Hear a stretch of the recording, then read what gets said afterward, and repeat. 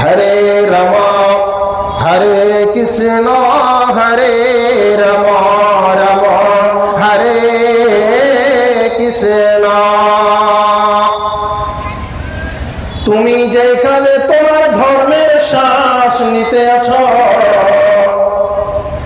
তোমার ধর্মের কথা তুমি নিতে আছো, যেখানে তুমি মন্দিরে গিয়ে বলছ জয় রাধে রাধে কৃষ্ণ কৃষ্ণ, জয় রাধে রাধে কৃষ্ণ কৃষ্ণ, গোবিন্দ গোবিন্দ বলো রে।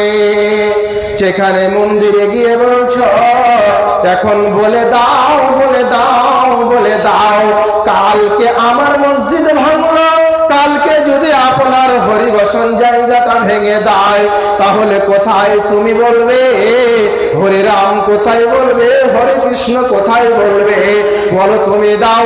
কালকে যদি তোমার মন্দিরের উপরে টর্চার করে দেয়, যদি আক্রমণ করে, তাহলে বলো তো তোমার বুকের উপরে জিসিপি চালিয়ে দিল, তোমার কলিজার উপরে কালজা কালিয়ে কেড়ে দিল।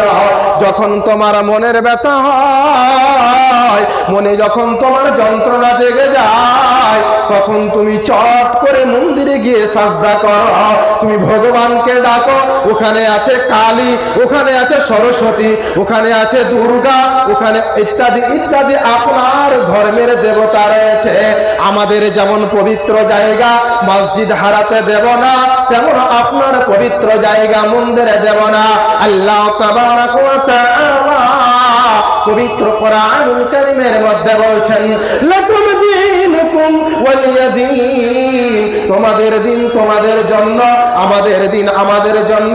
আল্লাহ তাবারাক ওয়া তাআলা তোমার দিনটাকে, তোমার সনাতন ধর্মকে ঘৃণা করতে বলেনি, আমাদেরকে বলেছেন যে তারা ধর্ম পালন করবে তাদের মতো করে করবে, আমাদের ধর্ম পালন করবে তোমাদের মতো করে করবে। বন্ধুরে